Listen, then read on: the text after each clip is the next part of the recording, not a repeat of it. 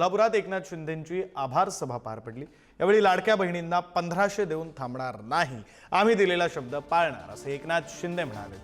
मुंबईमध्ये बसून करत होते टेंडरचे धंदे, तेव्हा कोल्हापूरच्या महापुरात काम करत होता एकनाथ शिंदे, अशी शेरो शायरीतून टीका त्यांनी उद्धव ठाकरेंवर केली।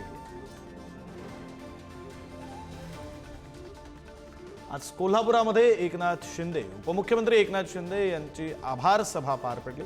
या आभार सभेमध्ये एकनाथ शिंदे बोलत होते। लाडकी बहीण योजनेचे 2100 रुपये आम्ही दिलेला शब्द पाळू असं त्यांनी म्हटलंय, तर उद्धव ठाकरेंवर शेरो शायरीतून टीका केली।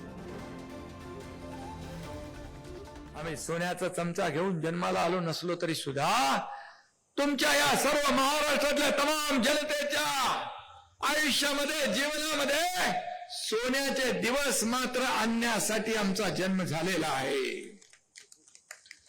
आणि म्हणून लाडकी बहीण योजना किती विरोधकांनी खोटं नाटं पसरवलं तरी सुद्धा लाडकी बहीण योजना कधी बंद होणार नाही।